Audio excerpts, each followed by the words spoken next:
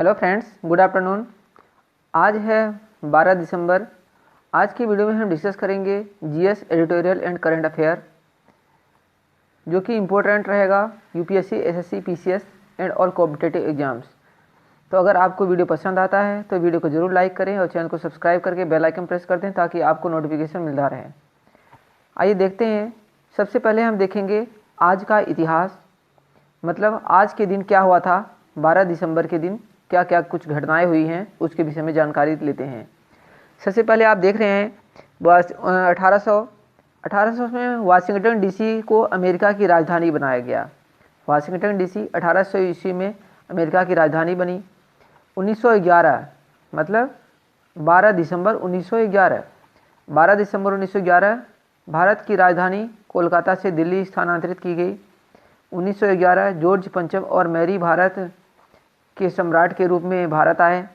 1915 चीन के राष्ट्रपति युवान शी की ने राजतंत्र को पुनः बहाल कर स्वयं को चीन का सम्राट घोषित किया। नेक्स्ट रहेगा, इटली में पो नदी फटने से 600 लोगों की मौत हुई और गिनी संयुक्त राष्ट्र संघ का सदस्य बना। 1963 में क्या हुआ था? केन्या स्वतंत्र हुआ था। 1983 में भारत के पूर्व विस्फोटक ऑलराउंडर युवराज सिंह का जन्म हुआ था। 1990 में टी.एन. शेषन मुख्य निर्वाचन आयुक्त नियुक्त किए गए थे। 1922 में हैदराबाद के हुसैन सागर झील में विशालकाय बुद्ध की प्रतिमा स्थापित की गई और 1996 में भारत एवं बांग्लादेश के मध्य गंगा जल के बंटवारे को लेकर 30 वर्षीय संधि पर हस्ताक्षर किए गए थे। तो ये थे आज के इतिहास। नेक्स्ट चलते हैं, एडिटोरियल रहेगा। देखते हैं क्या लिखा है। पहले टॉपिक पढ़ लेते हैं।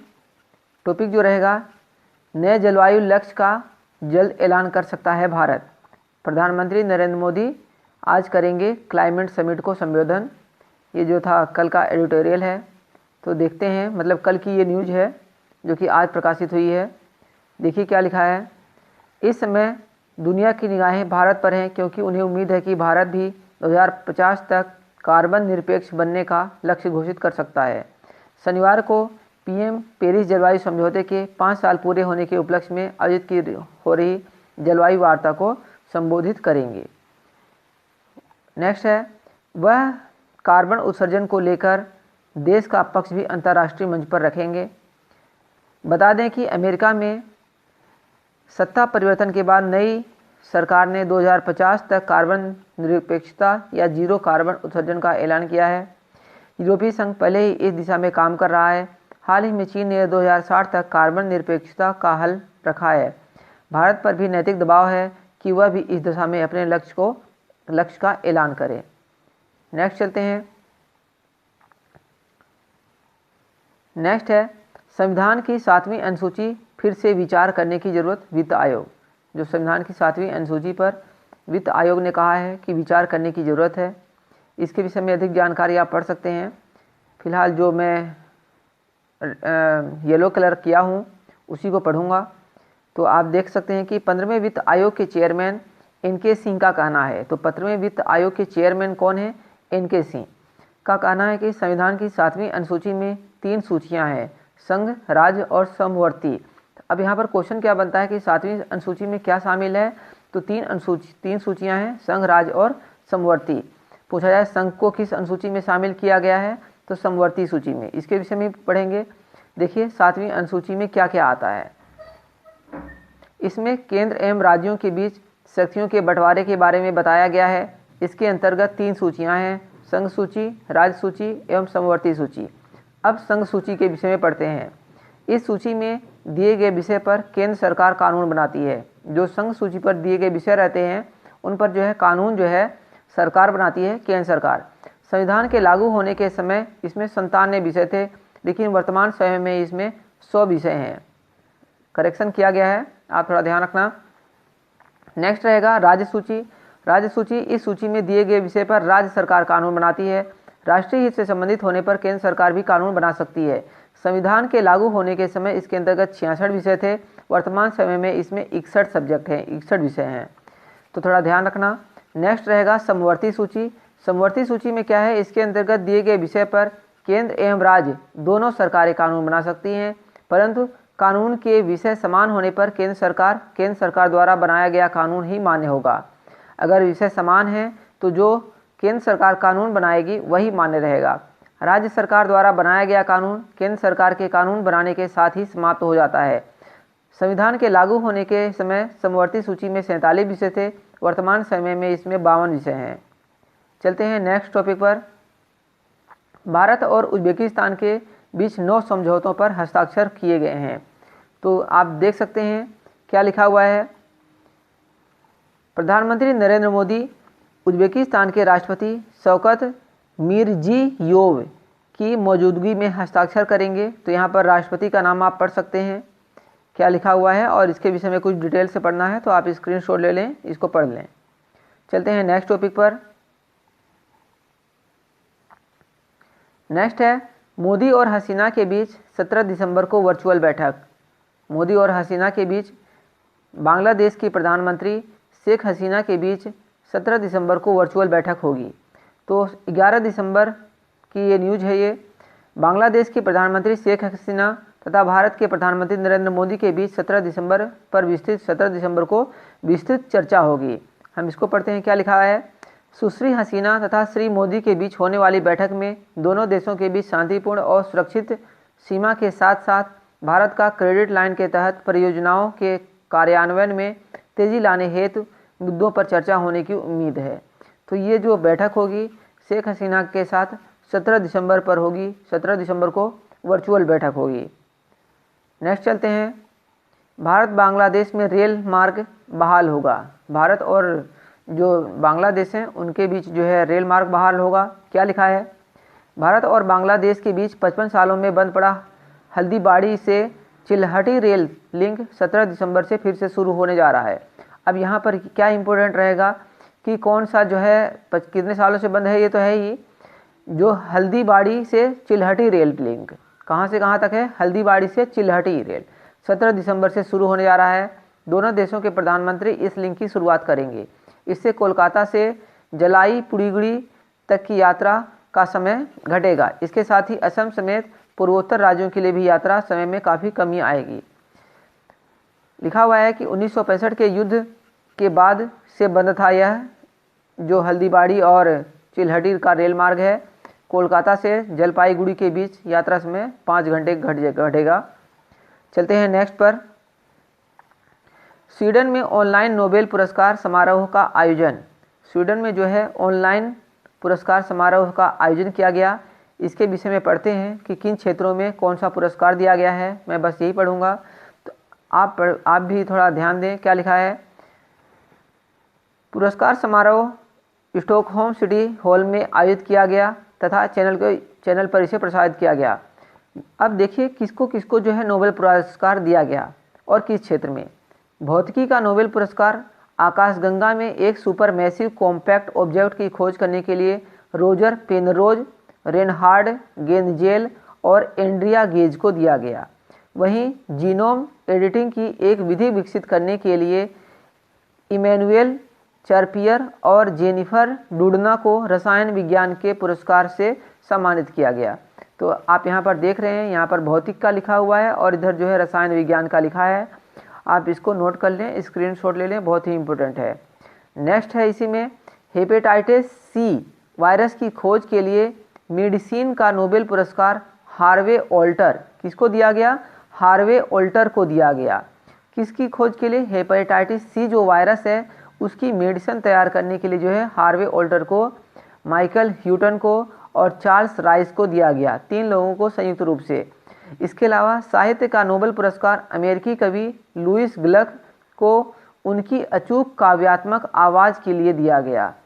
ठीक, इसके बाद लिखा हुआ है पॉल मिंग्रो और रॉबर्ट विल्सन को अर्थशास्त्र का नोबेल पुरस्कार से सम्मानित किया गया। उन्हें यह पुरस्कार ऑक्शन थ्योरी में सुधारों और नए ऑक्शन फॉर्मेट की खोजों के लिए दिया गया।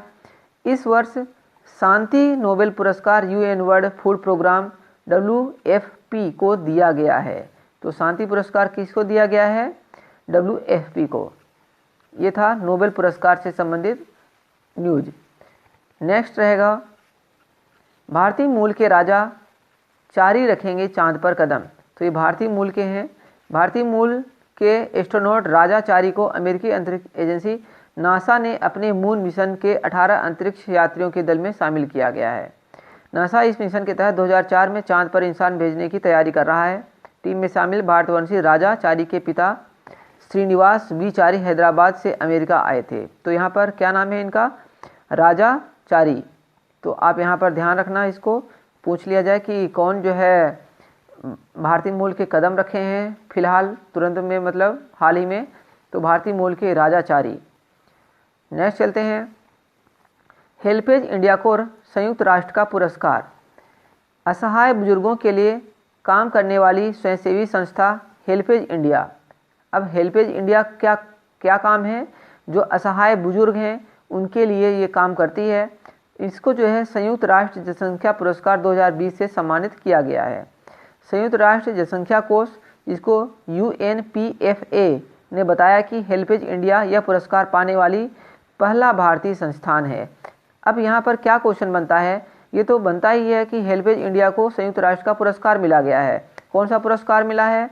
जो पुरस्कार मिला है उसको हेल्पेज इंडिया का असहाय बुजुर्गों के लिए काम करने वाली संस्था है ये।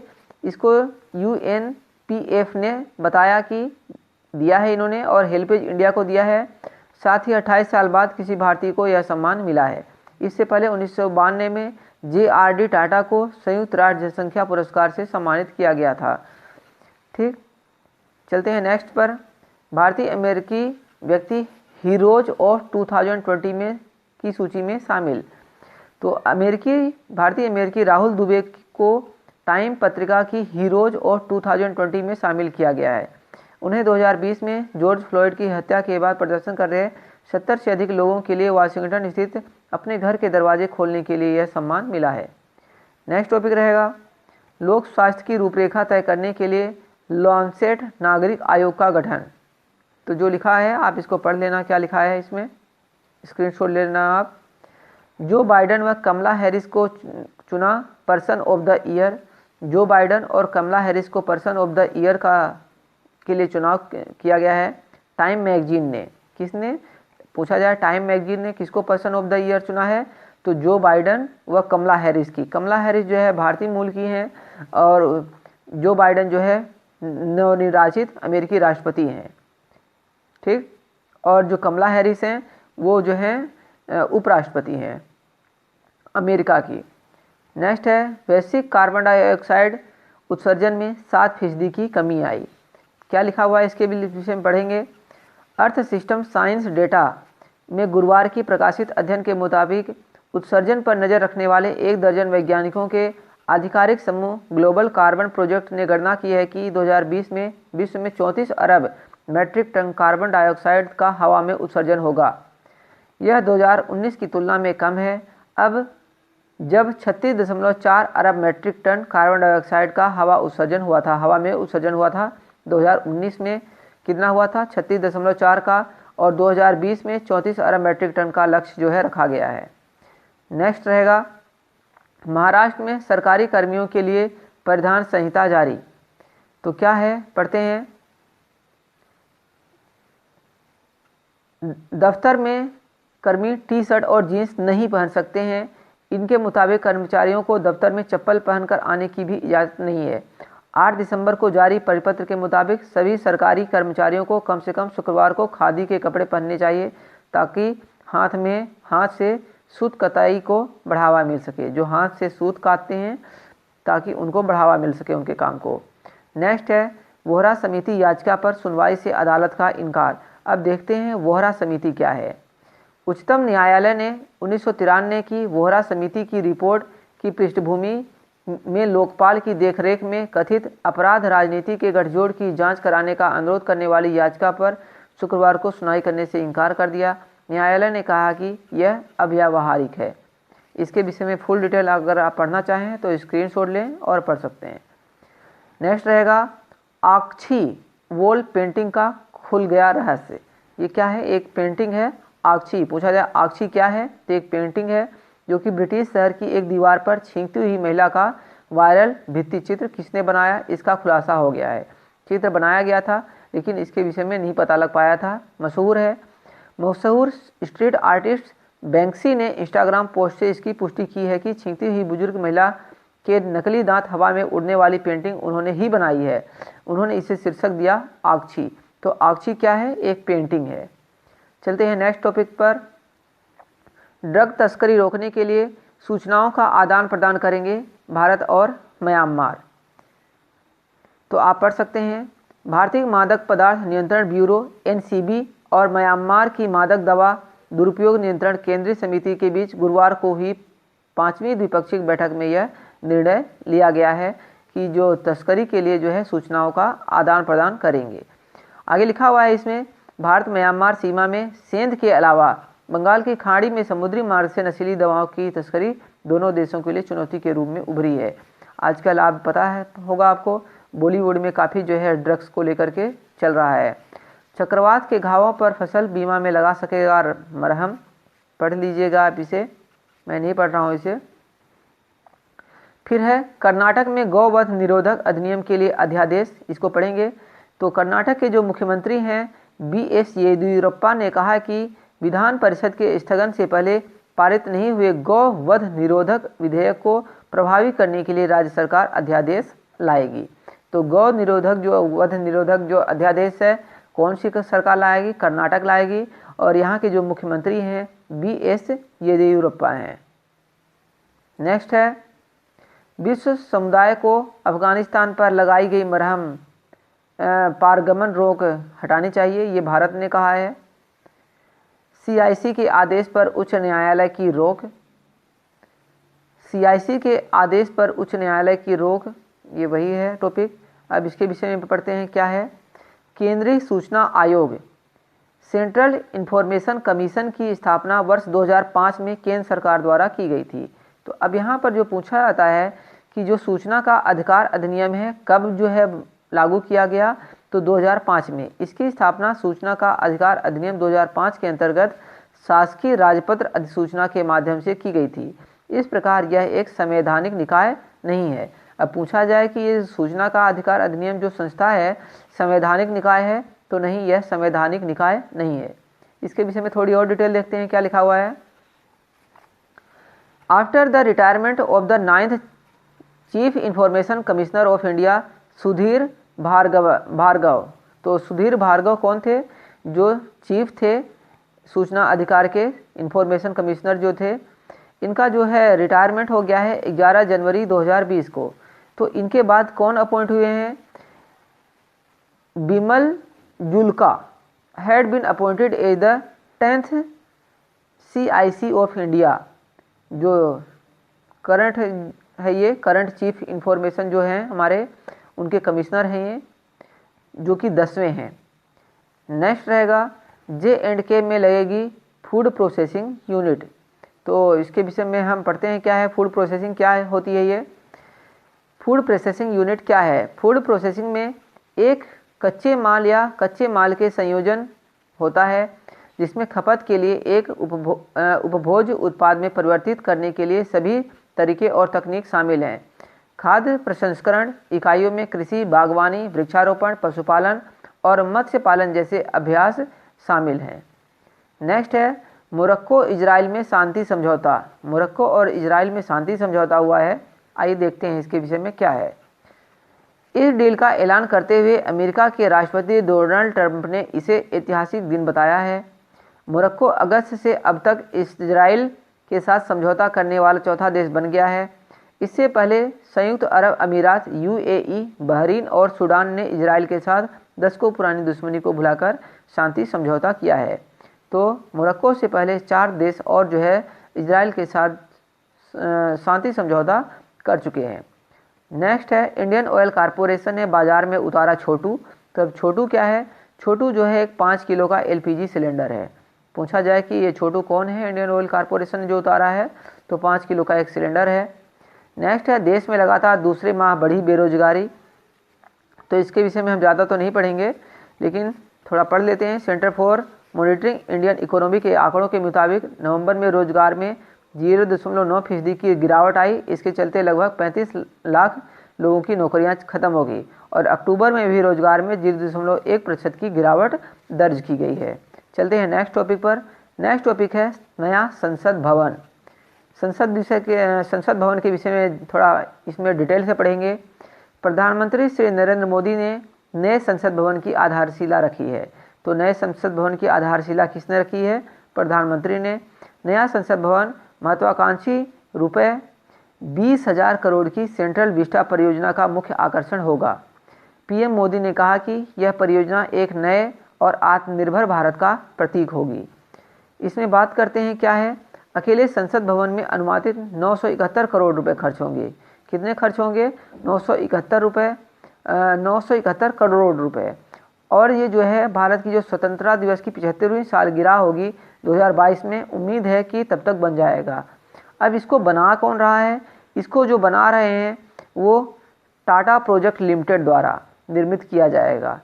ठीक, आगे है इसी में क्या है, इसमें डिटेल ये बहुत इंपॉर्टेंट रहेगा। नए लोकसभा और राज्यसभा हॉल में बैठने की क्षमता 888 और 384 सीटें बढ़ी हुई होंगी। मतलब जो लोकसभा सीट रहेगी उसमें 888 सीटें रहेंगी और राज्यसभा में जो है 384 सीटें रहेंगी। यह विस्तारित संसद की प्रत्याशा में किया जा रहा है क्योंकि 2026 में सीटों के राज्यवार वितरण को बढ़ाने पर 25 वर्षीय रोक समाप्त होने जा रही है। नेक्स्ट रहेगा, इसके अलावा संयुक्त राज्य की मेजबानी के लिए लोकसभा हॉल में बैठने की क्षमता को 1272 तक बढ़ाया जा सकता है। और पढ़ सकते हैं आप डिटेल से इसके विषय में जो लाइन लिखा हुआ है। नेक्स्ट जो टॉपिक रहेगा शक्ति अधिनियम। अब देखते हैं शक्ति अधिनियम क्या है। फिलहाल ये बता दूं कि आपको एक कानून है, पढ़ते हैं क्या है इसके विषय में जानकारी। महाराष्ट्र में महिलाओं और बच्चों के खिलाफ अपराधों पर अंकुश लगाने के लिए राज्य मंत्रिमंडल ने मसौदा बिलों को मंजूरी दी जो बलात्कार, एसिड हमले और बाल शोषण के जघन्य मामलों के लिए मौत की सज़ा का प्रस्ताव करते हैं। तो ये एक बिल जो है पास किया जा रहा है जो कि बलात्कार या एसिड हमले या बाल शोषण में मृत्युदंड की सज़ा मिल सकती है। अब जो नेक्स्ट टॉपिक रहेगा मानव अधिकार दिवस। मानव अधिकार दिवस के विषय में पढ़ते हैं। राष्ट्रीय मानवाधिकार आयोग NHRC द्वारा मानवाधिकार दिवस मनाया गया। मानवाधिकार दिवस की सार्वभौमिक घोषणा को मनाने के लिए हर साल 10 दिसंबर को मानवाधिकार दिवस मनाया जाता है। अब ये पूछा जाए कि मानवाधिकार दिवस कब मनाया जाता है, तो यह मनाया जाता है 10 दिसंबर को। 10 दिसंबर को जो है मानवाधिकार दिवस मनाया जाता है, जिसे 1948 में संयुक्त राष्ट्र की महासभा द्वारा अपनाया गया और घोषित किया गया। एक बहुत ही इम्पोर्टेंट और रहेगा इसमें, 2020 की थीम क्या थी? तो 2020 की थीम क्या थी? Recover better, stand up for human rights. तो ये 2020 की थीम थी मानवाधिकार दिवस की।